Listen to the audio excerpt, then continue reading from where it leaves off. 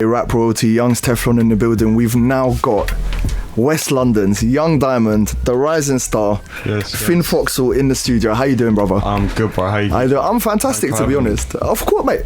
Anytime.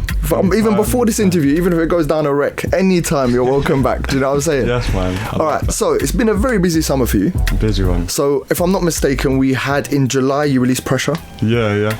August was Make It Count, and that was early August. Yeah. And that's the second single from the EP. Yeah. And then, of course, the big dog, the EP itself, Talk Is Cheap, which, if I'm not mistaken, was released on Friday. No, so we just had the second single just drop, and then right now, we're not long away, it's nearly crunch time, it's on the 11th of September. Oh, 11th of September. It didn't drop on Friday?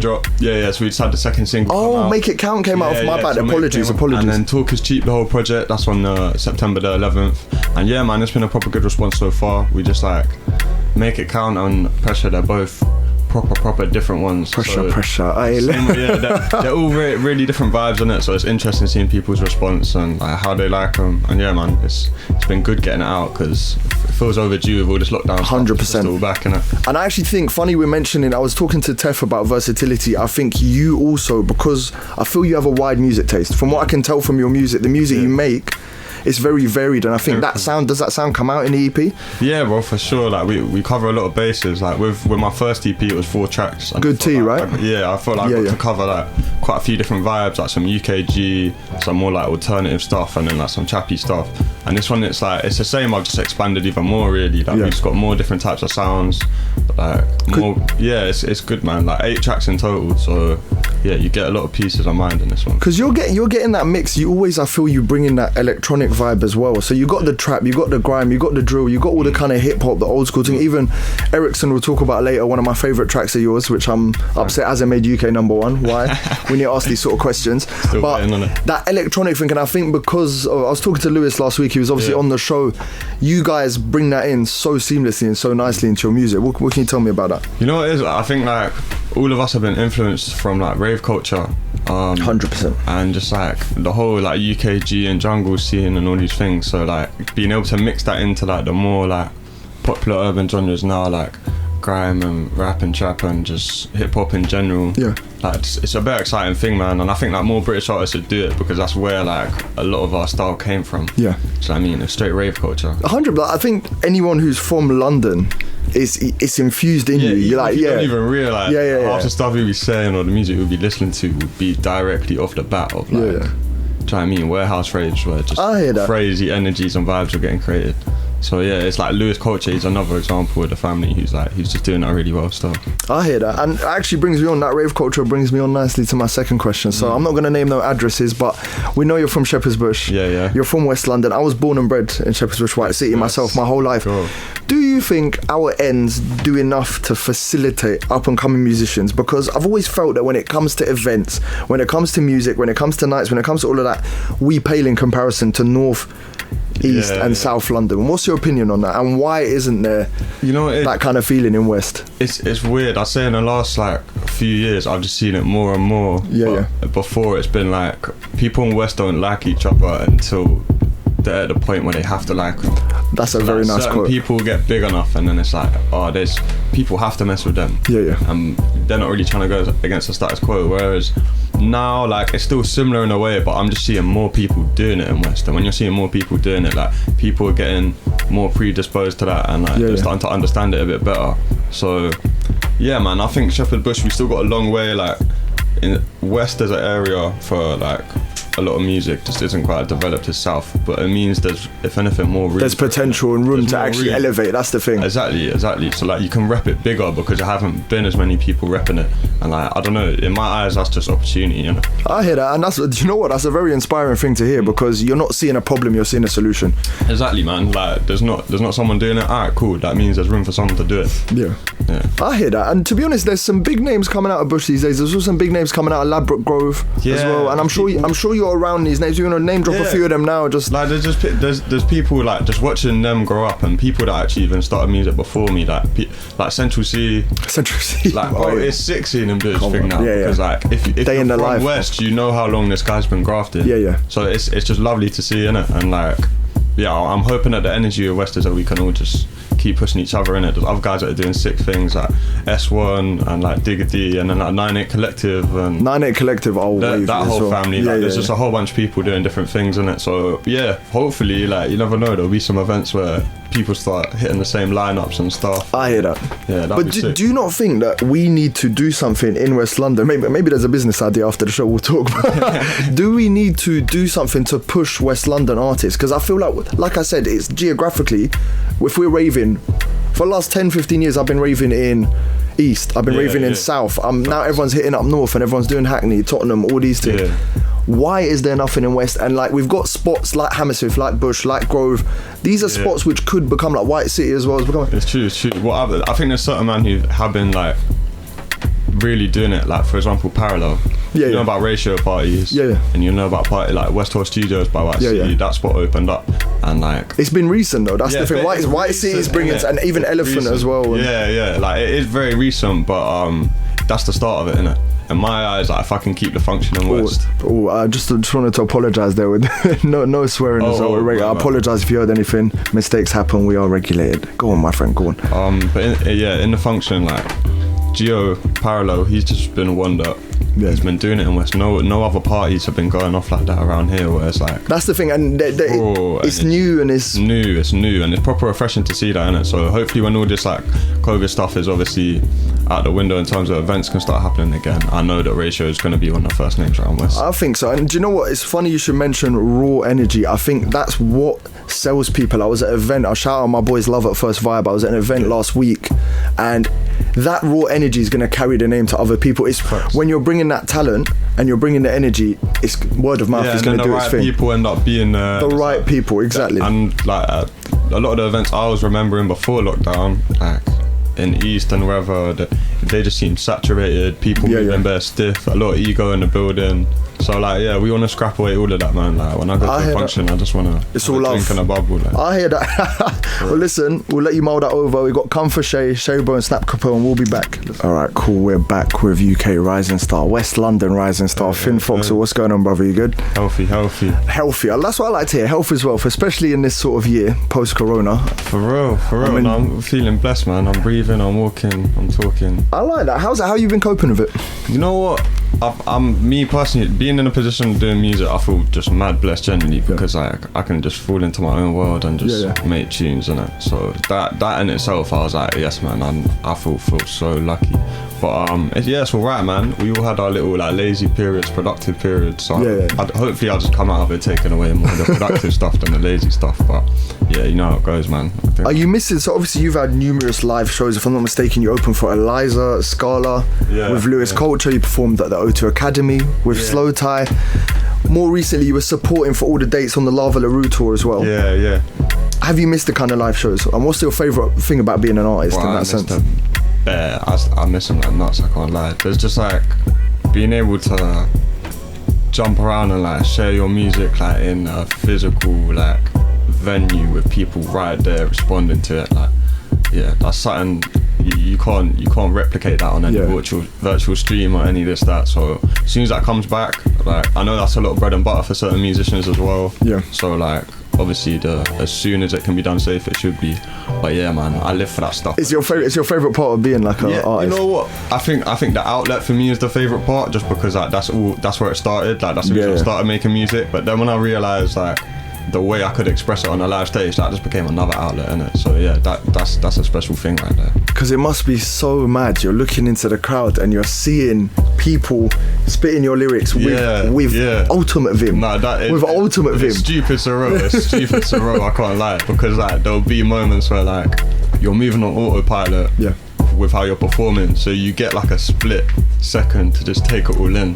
When like you can gather your focus and it's a proper sick thing. Like the adrenaline coming off stage is like, it's nothing else I've experienced. Because the thing is, I'd liken it maybe. I've always heard athletes talk about like when they finish sport or when they finish whatever, basketball, football, whatever it is, they miss that thing going out and you're performing in a sense. And I think basically, I just want to make the most of it, really. I just want you, like, as in, just make every second count, really. I'm just starting to sound a bit soppy and all that, but as in, I can just imagine it's one of those where, like, you literally do enjoy every second, and it will never get boring. Never. Like, it's something you cherish in the moment, for real. I hear that. Ah, yeah. You got me thinking about it. Okay, let me change topic then. Let me change topic. So, I want to talk to you. I spoke to, obviously, Lewis Culture last week. I want to talk to you about elevation meditation. So, little collective. It includes yourself, Lewis Culture, Apex, Parallel, and Zav. Yeah. So, I had Lewis last. Zav, sorry. How do you pronounce it? Zav. Like Xavier, innit? I'm assuming. Yeah.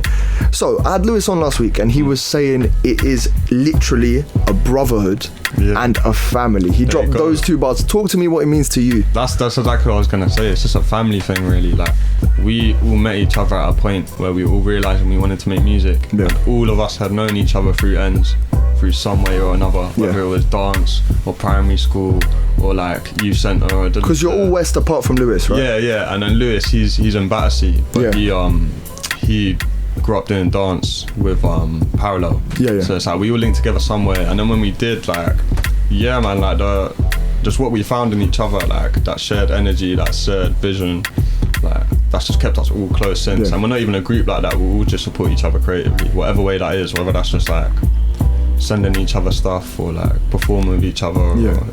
No, because it does, even looking from the outside in, it does feel like you guys have that chemistry. And like you said, it might not be necessarily you're working on the same projects, but I could even feel the love. Like last week I was walking out with Lewis, and he was telling me about the video maker account and stuff. He's like, Finn's one's coming out next week, and I could just feel the love, as if it was his own track. For real. Do you know what I mean? We all get like mad excited about each other's stuff, and like going back to what I was saying before, just about like that energy in West London, where like often enough, like it's only until people have to that they'll start messing with someone. 100%. Having all of us as a collective supporting each other from the jump, like that was always mad reaffirming. And like I think when you're a solo independent young musician in like what is a relatively new field or like genre of music or whatever it's going into, having that little support network around you, people who come up a similar way, like it's vital, man. So elevation meditation, they're my brothers right there. The brotherhood. Some real good people. Very good people. I've met 2 out of 5, and you seem sensational. Lewis was lovely as well. Big up Lewis's mum as well, Maria, out here sitting in the studio. I think you're giving us a life lesson today. This ain't just about music. This is about, listen, people, if you're listening out there, show some love to everyone in your circles, innit? Because when everyone's showing love and there's no bitterness, there's no jealousy, there's no nothing, and you're all working together, it's a beautiful thing. There you go. Because there's a lot of that, not just in music. Yeah. And like it's underlying. Like a lot of people out of their own insecurities will think that like the others around them don't want to see you win, but when you're all on the same page of like, bruv, I want to see you do good, I want to see you do good, and I know you want to see me do good, like, that's how I know I can go out and get it and go. That's the thing, and you feel like people have your back as well. Whatever you're putting out, whatever you're doing, and is there honesty? So within that, are people telling you when something's awful, when something's good, and it's clean, it's calm? That's what I value the most, isn't it? The constructive criticism. There's so many talkers, there's so many yes men. So like having those few people, like those few people where I can show them anything, and I know that they don't feel weird about turning around to me and be like, bro, this is dead. 100%. And like I value that. So much, because there's so many people think that there's some stigma around that. Nah, bro, give me the honest opinion. That's all I want. Because that's the only way you're gonna progress. That's the only way you're gonna get better. Exactly. You need the people to tell you this is trash, bro. Exactly. Like I've got one guy, shout out Chad as well. I'm always belling this brother on the phone, always asking about something. He gives me the real. Like when I need some advice on radio and I need to do something, and everyone has those people in life. Everyone needs we all those need people them, in their life. Like, I don't want no friendship group around me just giving me wishes and just giving me little wisps of hope. Like, nah, bro, be real with me, and then that's how we're really gonna build together. Because the thing is, I mean, you strike me as a confident guy. I'm quite a confident guy as well. 95% of the time, 90% of the time, we have our idea. We know what we want to do. You just need that external. Yeah, and it's normal, man. It's normal to need that external, like, affirmation. It's not even a thing of like, oh, I need this validation from this person, that person. It's just like, cool. Well, and truly, music is, as well as something close to us, it's a product. So 100%. A market put out, and you need them real opinions for it. I hear that. So shout out the brothers and sisters to give the real opinions. Speaking of, shout out them. Speaking of real opinions, we've got Cloud9 coming up, and then after 11:30, we're gonna play the tracks. Let's go. We are the beat. It's that time of the show. I call it triple threat. You got around 50 seconds to introduce each track of yours. first one, What For? Tell us. Alright, so What For? This one's about a little getting done dirty by a girl. It's a very, very vibey one. I wrote this one and I just come back from Portugal. And yeah, man, it's sick. It's produced by Parallel. Parallel. My first EP, Good Tea. And yeah, man, it's a vibe. Getting done dirty by a girl, is it a personal experience or just it was an actual thing? Yeah, you know what, like it's like we've all had one, innit? And like that was at least, and yeah, man, it's vibey, it's relatable, but it got a housey bump to it as well. Okay. Oh yeah, and we might have to get into the getting done dirty offline as well. Okay. I'll chat to you. I'll chat to you now. Maybe we don't do it on the public airwaves. Let's see how it runs. So this one is the first track from the Young King, Finn Foxell, What For? I'm going to let the track do the rest. Next one is my favourite out of the three. Not to say that all three aren't sensational, but Pressure.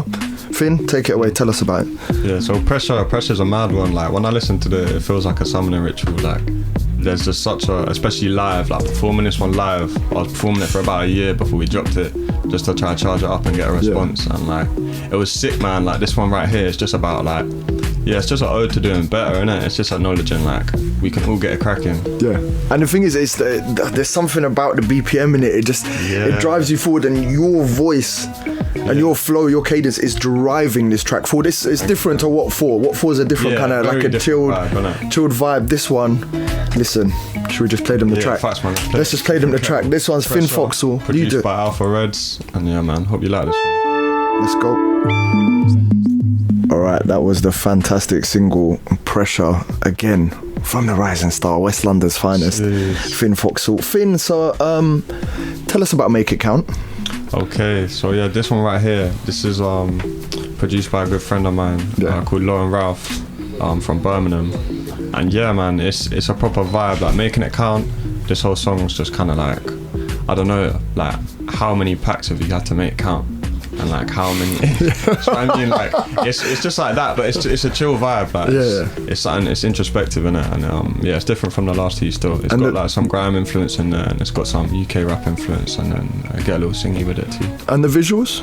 Yeah, the visuals are sick, man. We worked with these guys Figaro, this guy Milo Blake, he directed it, and yeah, this was like a proper push the boat out thing for me with this video. I feel mad proud of it. Yeah. And we're just on the airwaves right now, but anyone listening, honestly, if you're gonna put faith, a leap on the video. I like that. So there you go. This is Finn with Make It Count. Take this one in and go check out the visuals. Those three tracks. Just let the people know again. Yeah, man. So What For? That was the first one that played. That was off my first EP, my debut called Good Tea. And yeah, that one's produced by Parallel. Another goat in this thing in West London. 100%. And yeah, that like coming off of that, Pressure and Make It Count are the first two singles of my new project. I'm really excited for the whole thing to drop. We got about 8 tunes on there in total, and yeah, this has all been stuff that was made prior to lockdown. So what I'm really looking forward to as well is when all the lockdown music can come out. Everything's happening, that's the thing. And you were saying it's 11th of September, yeah? Yeah, 11th for people to watch out. It's out everywhere. All platforms and all that. Make it count. All right. literally make it count, you lot. Get on these platforms. For now, we're going to give you quick lockdown remix Anderson .Paak. Listen to these sultry vibes, and then I'm going to be back to play a couple games with Finn. We're going to have a bit of banter. Let's go. We're back on the Kool-Aid and frozen pizza instrumental. We're enjoying ourselves. So, Finn, I want to talk to you about one very specific track. And like I said earlier in the show, I'm upset that this didn't hit UK #1. Talk to me about Erickson, because I honestly think in your whole catalogue, that's easily the best tune. Yeah. Like you produce so many gems, but Erickson, I feel, went under the radar on the London scene a little bit, and I've been bopping it for a while now. It's years now. 2018? Yeah, 20. You know what? I think I originally wrote those bars in 2016. 2016, and then dropped it on YouTube. I put it on SoundCloud, and it was out for a while, and then I dropped it on platforms in 2018. Yeah. And yeah, man, that song is like, that just encapsulates my youth on tune. Yeah. Like me, age 15 to 17. That's just like me. Yeah. So like it's bare sick. Like always looking back on that as a moment. And then also just like, I don't know, there's so much London energy in that song. Yeah. Like, there's so many youths that can relate to it, innit? So I feel like it will always be something that people can go back to, man, because that for me, like I'm still proud of that one to this day. You bring London energy over what feels like the kind of old school hip hop, that instrument that we were talking about earlier, the kind of grimy hip hop flute, which is in that instrumental, and you're bringing the London lyrics, you're bringing the hard hitters, but you're doing it over that, and I think it just meshed so well. And would you consider making a video for it and re-releasing it this year? That's my question, really. You know what? That's something I've always like considered in the back of my head. Even if it's not like a conventional video, even if it's something like a screenplay video, do you know what I mean? Like a short film or a short little video that's written. I think that would be sick, man. Because Erickson, like, I hope that whatever London film, whatever films come out in the next 5 years that really show London in its true form, I think Erickson would be a sick. I think it, like you said, it encapsulates London culture very cleanly and very nicely. Yeah, for real. I just wanted to let you know it's my favourite. I just wanted to let you know we're gonna play a game I like to play with all my guests. I call it Pick a Side. I'll give you two things. Yeah. You very simply pick a side. Right, for example, are you a vegetarian? Yeah. You are a vegetarian. Okay.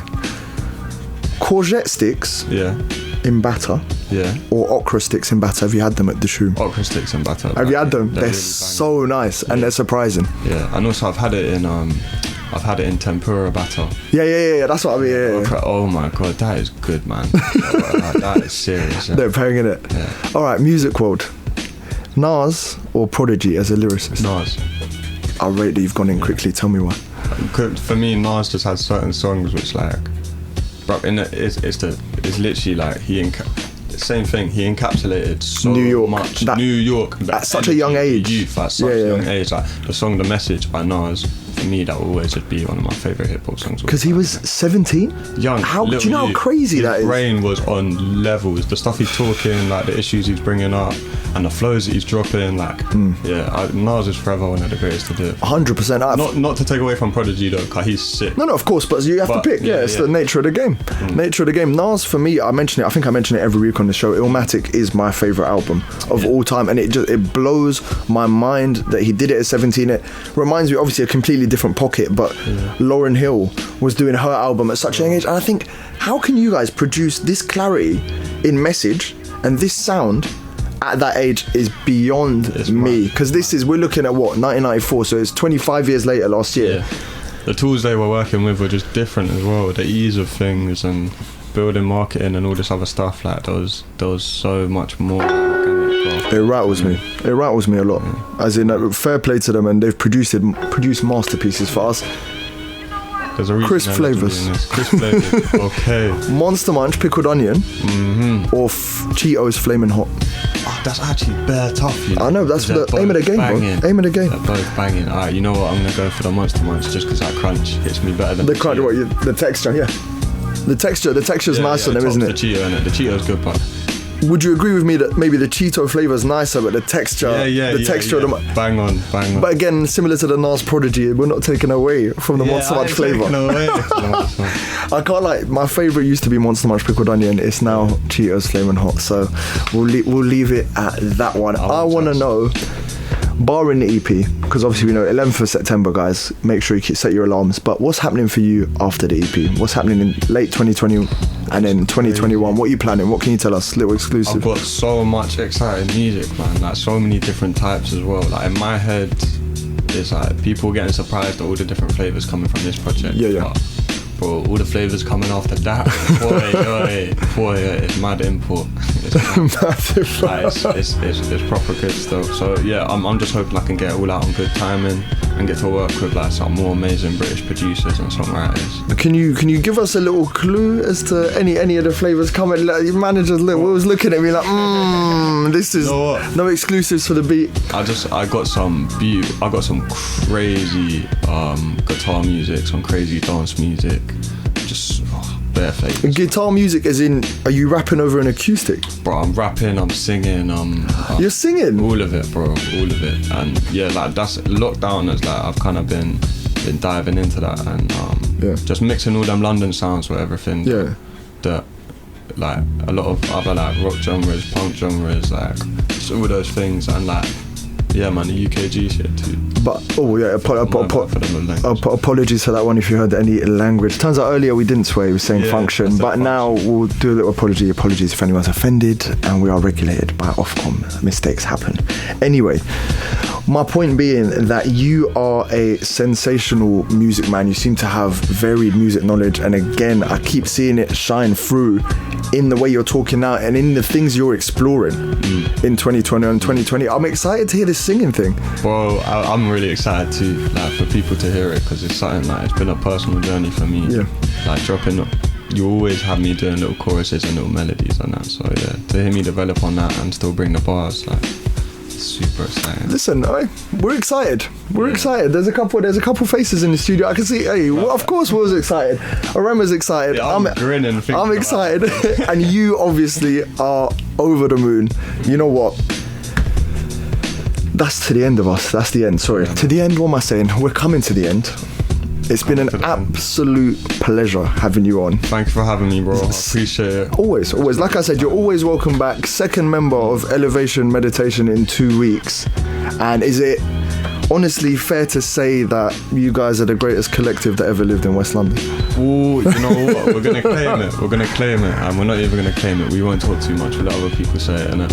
Okay. We'll let the music speak for ourselves. And we got UK, it's another word I can't say on air, a video by Lord Apex that is dropping today, produced by V-Don. Look out for that. It's a banger. Lewis Culture just dropped a project. Yeah. Parallel just dropped the EP. Bow. There we go. We're going to leave it at that for you guys. Another sensational show. Thank you so much, Finn, for coming in. You're a hero, and if you don't know, get to know, guys. You've been tuned into BitarSweet. We've got Bash Out coming up next. We got Karim. Big up the guys. We are the best.